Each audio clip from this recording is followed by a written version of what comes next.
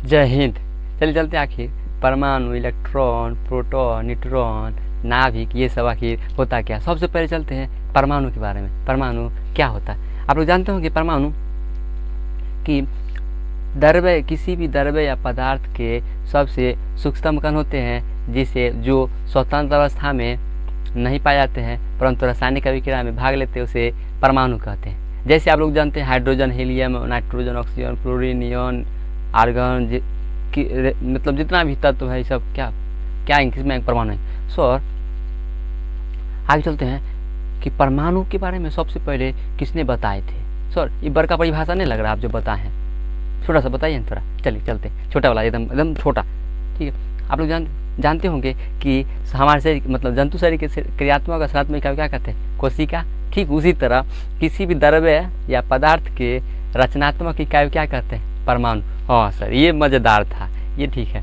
आगे चलते हैं। तो परमाणु के बारे में सबसे पहले बताए थे कनाद ने। कनाद एक महर्षि थे, वैज्ञानिक महर्षि थे, जिसने बताए थे कि परमाणु सबसे सूक्ष्म पदार्थ, द्रव्य या पदार्थ के सबसे सूक्ष्मतम कण होते हैं, जो अविभाज्य होते हैं, मतलब विभाजित नहीं कर सकते। मगर तो गलत बात है ना, विभाजित तो कर सकते हैं। परिभाषा इनका गया तेल लेने। आगे चलते हैं। उनके बाद आया जॉन डाल्टन ने 1808 ईस्वी में परमाणु सिद्धांत दिए थे। इसने बताए थे कि परमाणु द्रव्य पदार्थ के सबसे सूक्ष्मतम कण होते हैं, जो कि एक अविभाज्य होते हैं। सर ये तो सेम लग रहा है, तो इनका भी नियम तो फैले होना चाहिए। हाँ, इनका भी नियम क्या हो गया? फेल्योर हो गया था, क्योंकि जानते हैं जे थॉमसन ने इलेक्ट्रॉन खोज के दिया, गोल्डस्टीन ने प्रोटॉन का, उसके बाद रदरफोर्ड नाभिक में खोज किए, उसके बाद पॉजिट्रॉन हो गया, एंडरसन, मतलब बहुत सारे कण खोजते चले गए, पाइमेशन, क्वार्ट पार्टिकल, सब।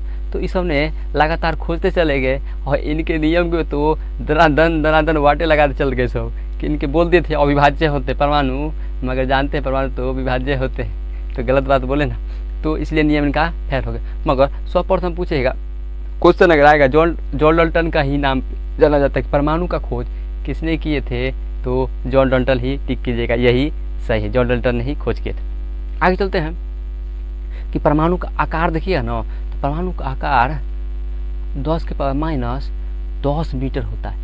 सो सेंटीमीटर में कितना होगा आखिर निकालेंगे कैसे? हम जानते हैं कि 1 मीटर में 100 सेंटीमीटर होता है, तो आप गुणा कीजिएगा, इसको बदलिएगा तो कितना आ जाएगा? 10 के पावर -8 सेंटीमीटर आ जाएगा आकार या त्रिज्या। चलिए सर आगे चलते हैं। आखिर इस पर आवेश कैसा होता है? आवेश आप लोग जानते हैं कि परमाणु में इलेक्ट्रॉनों की संख्या, प्रोटॉनों की संख्या जब तक अभिक्रिया नहीं करते हैं, दोनों बराबर होते हैं। अब इलेक्ट्रॉन की संख्या, प्रोटॉन की संख्या अगर बराबर है तो जानते हैं प्लस माइनस क्या होगा? शून्य हो जाएगा कि नहीं? जैसे मान लो 5 रुपया प्लस है और -5 रुपया बराबर 0 हो जाएगा कि नहीं? सेम इसी तरह प्रोटॉन न्यूट्रॉन बराबर होते हैं तो क्या हो जाता है? 0, शून्य, इसलिए उदासीन होते हैं। सर कोई तो बताए होंगे ना कि परमाणु पे उदासीन आवेश होते हैं। हाँ बताए तो थे, जो थॉमसन जानते हैं प्लम पुडिंग या बोल सकते हैं तरबूज का नियम दिए थे, जिसमें उसने कहे थे कि परमाणु जो होते हैं एक उदासीन आवेश से बने होते हैं। चलिए आप आगे चलते हैं कि जानते हैं परमाणु के विभिन्न मतलब उसके भाग होते हैं या बोल सकते प्रकार होते हैं, इलेक्ट्रॉन, प्रोटॉन, न्यूट्रॉन, ये सब, ठीक है ना। इसके बाद पॉजिट्रॉन है, इसके बाद पाइमेशन है, बहुत सारे हैं, फोटोन वोटोन है।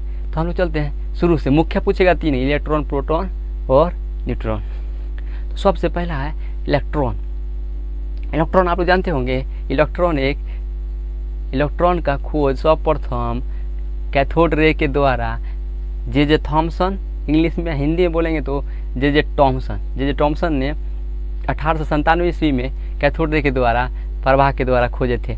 इस पे देखा गया कि जैसे उसमें प्रवाह किए तो कैथोड रे ऋण आवेश होता है, और उसे परमाणु में जब आपस में टकराए ऋण आवेश और आपस में ऋण आवेश जानते हैं अगर आवेश समान होते हैं तो सजातीय आवेश में प्रतिकर्षण या रिपेल होते हैं, वहाँ से किरण क्या वापस टकरा के लौट गए। इसका मतलब ऋण आवेश से बने होते, जिसे क्या कहा गया?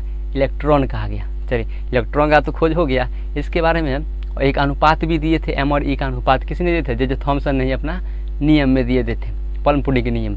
उसके बाद आर्य मिलिकॉन आया। आर्य मिलिकॉन वैज्ञानिक ने क्या किया? थोड़ा सा दिमाग लगाया और जे थॉमसन का थोड़ा सा चोरी कर लिया उसके रूल को, जैसे M और E का अनुपात जो निकाले थे ना, उससे चोरी करके, और आवेश का निर्धारित मान भी दिए थे। कौन? आर्य मिलिकॉन ने। जो इसका प्रयोग क्या था? तेल बूंद प्रयोग। आर्य मिलिकर ने तेल बूंद के प्रयोग द्वारा इलेक्ट्रॉन के आवेश और उनके दरमियान को निर्धारित किए थे, आखिर कितना मान हो सकता है। चलिए बताते हैं। आप लोग जानते होंगे कि एक इलेक्ट्रॉन में 1.6 × 10 के पावर -19 कूलम होते हैं। सो कूलम क्या होता है? कूलम बताए थे ना, एक क्लास में लिए हैं। आवेश कैसा मतलब कूलम ही होता है। चलिए ठीक है, तो आवेश कैसा होता है तो बताइए थी। आगे चलते हैं। उसके बाद दरमियान कैसे निकाले सर? वो भी अनुपाते से निकाले थे, जैसे थॉमसन के चोरी किए थे पगलवाई। तो हाँ चलते हैं, आखिर क्या जे थॉमसन के जो वहाँ से मतलब चोरी करके क्या निकाले थे, कितना दरमियान आखिर है? 9.109 × 10 के पावर -31 kg। सॉरी इतने कम होता है, ये तो एकदम नगण्य के बराबर होते हैं। हाँ तो इलेक्ट्रॉन जानते हैं ना कितना छोटे होते हैं। हाँ तो आगे चलते हैं।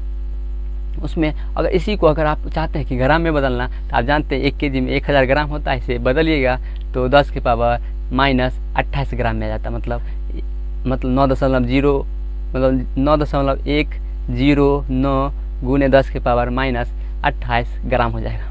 चलिए आगे चलते। इलेक्ट्रॉन को छोटा ई से सूचित करते हैं। चलिए सर इलेक्ट्रॉन के बारे में तो हो गया। आगे चलते। प्रोटॉन आखिर क्या है? प्रोटॉन का खोज बहुत खुजली हो रहा है सर, जल्दी चलिए ना, जल्दी बताइए ना तनी, बहुत खुजली हो रहा है। चलिए चलते हैं।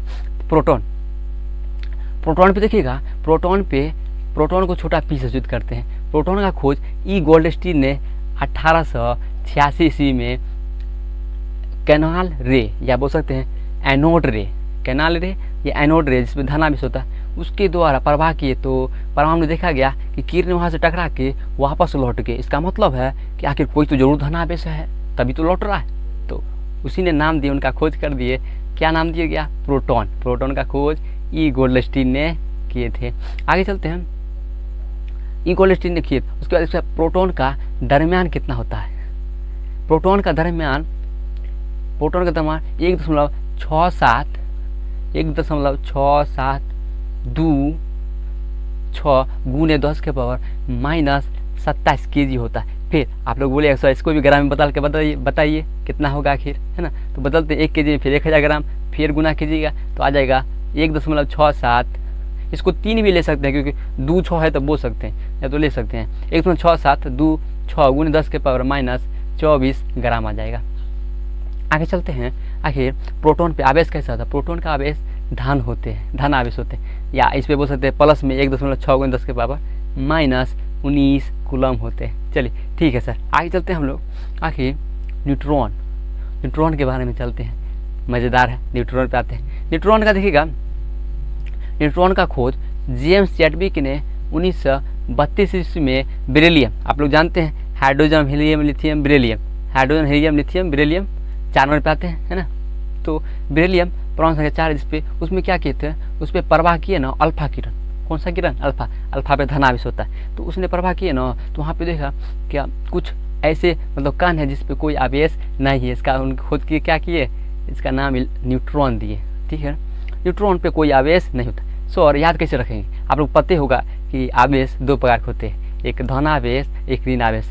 ऋण आवेश कौन ले गया? इलेक्ट्रॉन पकड़वा। और धनावेश कौन ले गया? प्रोटॉन। तो बताइए की बचा? शून्य ना, 9। तो मतलब इसका मतलब 0। आवेश कैसा होता है न्यूट्रॉन पे? शून्य।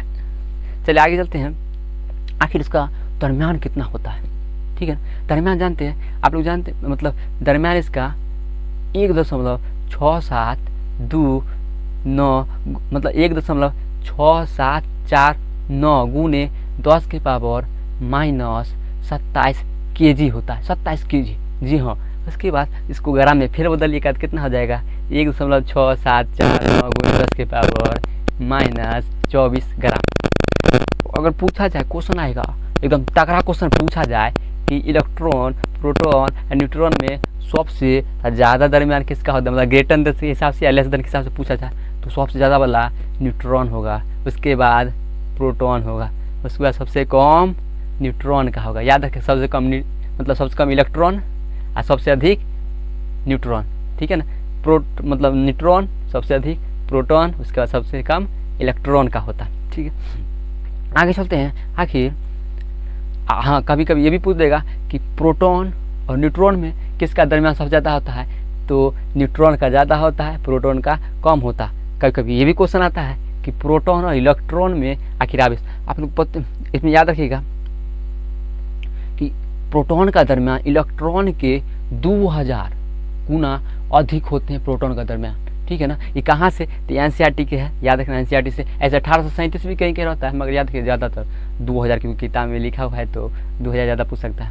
आगे चलते हैं। उसके बाद प्रोटॉन, न्यूट्रॉन, इलेक्ट्रॉन पूरा पूरा हो गया है, ठीक है ना। आगे चलते हैं हम लोग। उसके बाद है थोड़ा सा बता देते हैं नाभिक। नाभिक जानिएगा, न्यूक्लियस आखिर क्या होता है। न्यूक्लियस जिसको केंद्र की बोल सकते हैं।